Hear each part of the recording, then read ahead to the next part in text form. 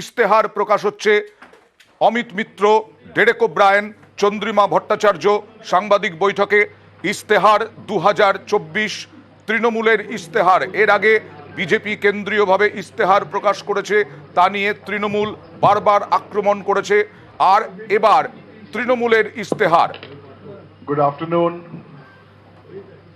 and on behalf of the All India Trinamool Congress, we welcome you to this special program where we just released the manifesto. On my right and on my left are my two colleagues who will be conducting today's program. Dr. Amit Mitra, member of the All India Working Committee of the All India Trinamool Congress, and you all know about him, and he's not only nationally but internationally recognized as an economist of repute. We have Dr. Mitra here with us, former finance minister of the state, and on my left, the head of the All India Trinamool Congress's women's organization, Minister Chandrima Bhattacharya. Today's press conference will be primarily in Bangla, not in English. It will be in Bangla. First Dr. Mitra, then Chandrima Bhattacharya, then back to Dr. Mitra. So, today's manifesto is what we are committed to do when TMC, as part of India, will form the union government. This is what we are committing to do when TMC, as part of India, will form the union government. Over to Dr. Mitra.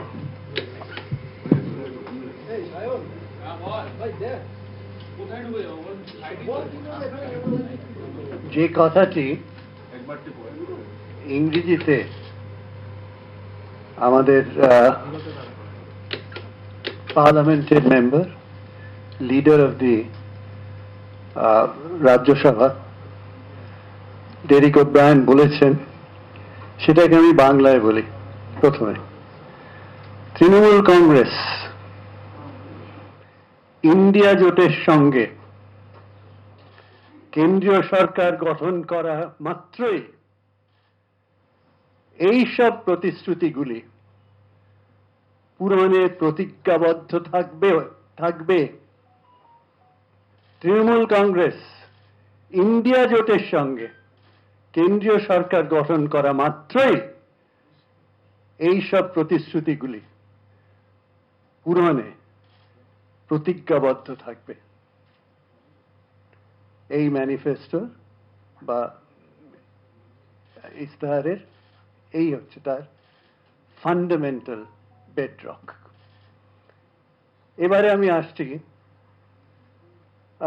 আপনারা এই যখন ম্যানিফেস্টোটি পাবেন তখন আপনার আবেদনটা পড়ে দেখবেন, যেটা Mamata Bandyopadhyay, chairperson of all India Trinamool Congress, তার নিজের লেখা। ছোট্ট, সংক্ষিপ্ত এবং ক্ষুরোধার। দুটো চারটে কথা সেখান থেকে আপনাদের একটু পয়েন্ট করে দিতে চাই, কেন্দ্রবিন্দুগুলো বলে দিতে চাই। বিজেপি পরিচালিত কেন্দ্রীয় সরকার মিথ্যা প্রতিশ্রুতি আপনারা খুঁজে পাবেন এই ম্যানিফেস্টোতে, যার ইন্ডিকেশন মমতা বন্দ্যোপাধ্যায় দিয়েছেন আবেদনে। ইচ্ছাকৃত বঞ্চনা, ইচ্ছাকৃত।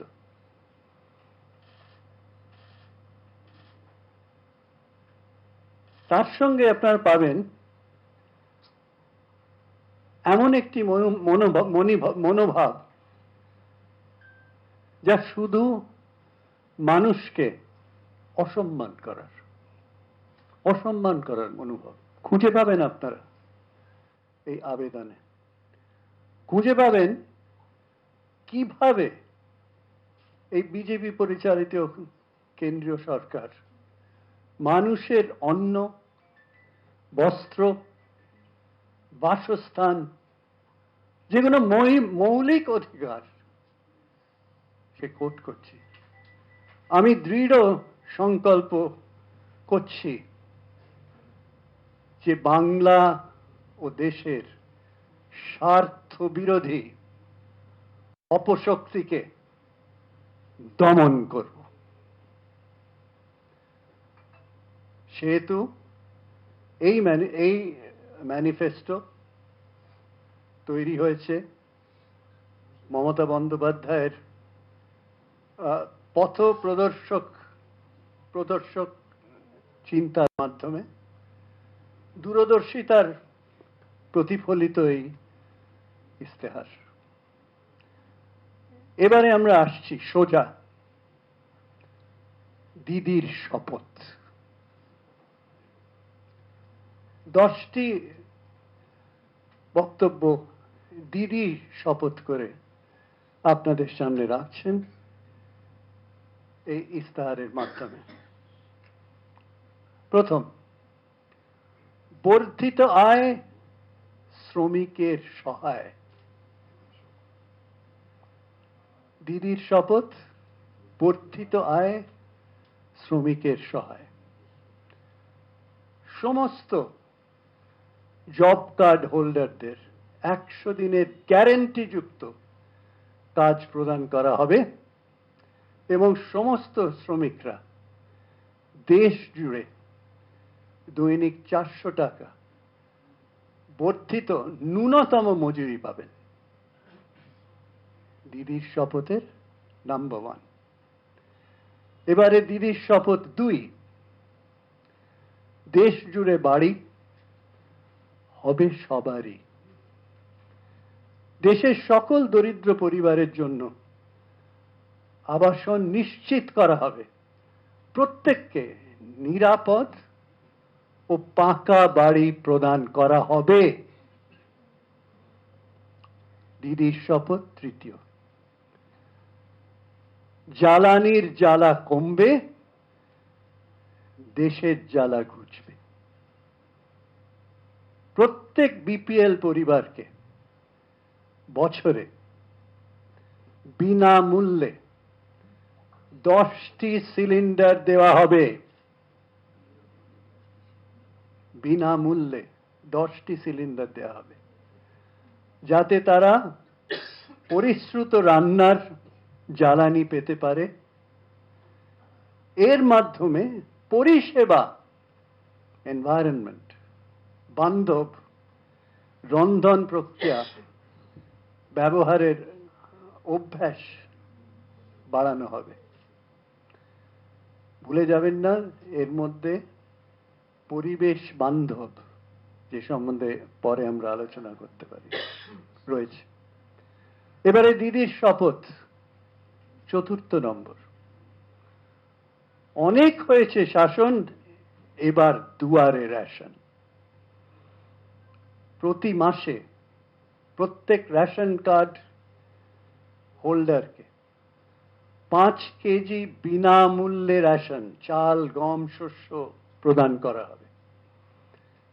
রেশন প্রত্যেক সুবিধাভোগীর দোরগোড়ায় বিনামূল্যে পৌঁছে দেওয়া হবে। টু দ্য ডোর স্টেপ, দোরগোড়ায় বিনামূল্যে পৌঁছে দেওয়া হবে।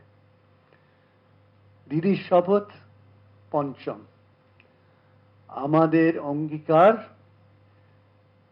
নিরাপত্তা বাড়বে সবার। আমাদের অঙ্গীকার, নিরাপত্তা বাড়বে সবার। প্রান্তিক জনগোষ্ঠীর যুবকদের উন্নতির স্বার্থে অন্যান্য অনগ্রসর শ্রেণী, তপশিলি জাতি ও তপশিলি উপজাতিভুক্তদের জন্য উচ্চশিক্ষা বৃত্তি বাড়ানো হবে। উচ্চশিক্ষা বৃত্তি বাড়ানো হবে। ভারতের 60 বছরের বেশি বয়স্ক ব্যক্তিদের জন্য বিদ্যমান বার্ধক্য ভাতা বৃদ্ধি করে প্রতি মাসে 1000 টাকা বার্ষিক, যেটা বার্ষিক 12,000 টাকা করা হবে।